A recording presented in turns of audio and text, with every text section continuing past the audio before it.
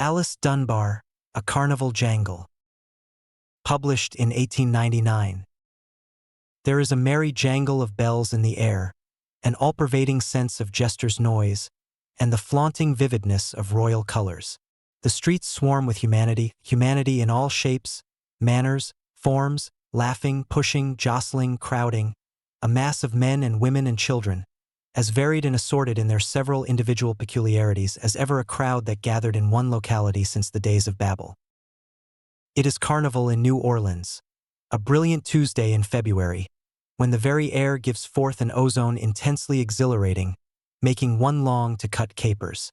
The buildings are a blazing mass of royal purple and golden yellow, national flags, bunting, and decorations that laugh in the glint of the Midas sun. The streets are a crush of jesters and maskers, Jim Crows and clowns, ballet girls and Mephistos, Indians and monkeys, of wild and sudden flashes of music, of glittering pageants and comic ones, of befeathered and belled horses. A dream of color and melody and fantasy gone wild in an effervescent bubble of beauty that shifts and changes and passes kaleidoscope-like before the bewildered eye. A bevy of bright-eyed girls and boys of that uncertain age that hovers between childhood and maturity were moving down Canal Street when there was a sudden jostle with another crowd meeting them. For a minute there was a deafening clamor of shouts and laughter, cracking of the whips, which all maskers carry, a jingle and clatter of carnival bells, and the masked and unmasked extricated themselves and moved from each other's paths. But in the confusion a tall prince of darkness had whispered to one of the girls in the unmasked crowd, "You'd better come with us, Flo, you're wasting time in that tame gang. Slip off, they'll never miss you. We'll get you a rig, and show you what life is." And so it happened, when a half-hour passed, and the bright-eyed bevy missed Flo and couldn't find her.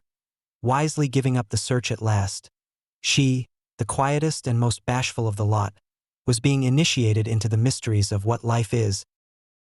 Down Bourbon Street and on Toulouse and St. Peter Streets there are quaint little old-world places where one may be disguised effectually for a tiny consideration. Thither, guided by the shapely Mephisto and guarded by the team of jockeys and ballet girls, tripped Flo into one of the lowest-ceiled, dingiest, and most ancient-looking of these shops they stepped. A disguise for the demoiselle, announced Mephisto to the woman who met them. She was small and wizened and old, with yellow, flabby jaws, a neck like the throat of an alligator, and straight, white hair that stood from her head uncannily stiff.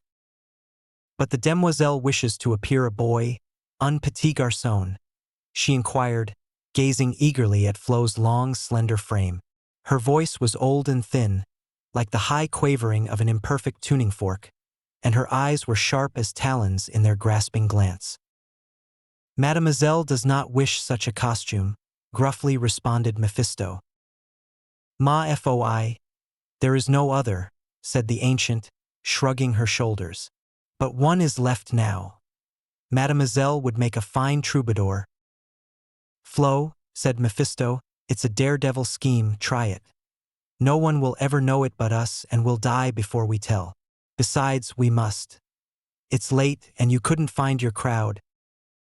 And that was why you might have seen a Mephisto and a slender troubadour of lovely form, with mandolin flung across his shoulder, followed by a bevy of jockeys and ballet girls, laughing and singing as they swept down Rampart Street. When the flash and glare and brilliancy of Canal Street have palled upon the tired eye, when it is yet too soon to go home to such a prosaic thing as dinner, and one still wishes for novelty, then it is wise to go into the lower districts. There is fantasy and fancy and grotesqueness run wild in the costuming and the behavior of the maskers.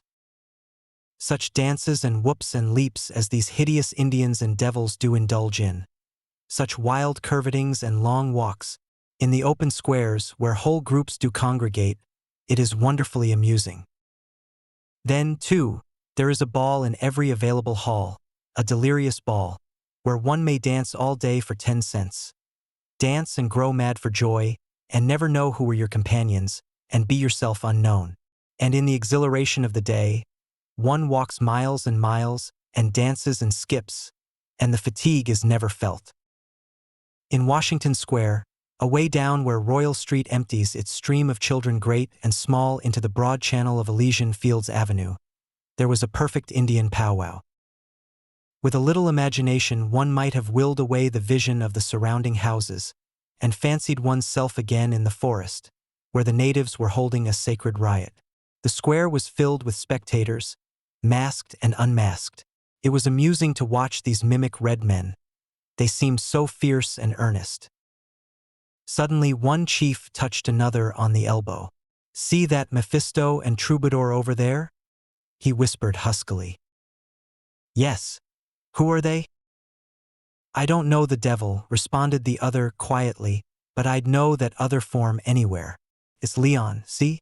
I know those white hands like a woman's and that restless head. Ha!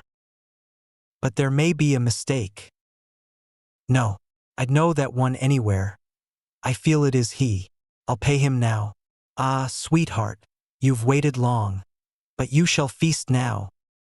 He was caressing something long and lithe and glittering beneath his blanket. In a masked dance, it is easy to give a death blow between the shoulders.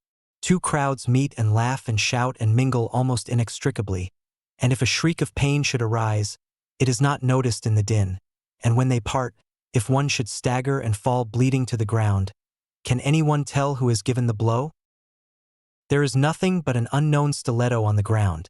The crowd has dispersed, and masks tell no tales anyway. There is murder, but by whom? For what? Quien sabe? And that is how it happened on Carnival night, in the last mad moments of Rex's reign.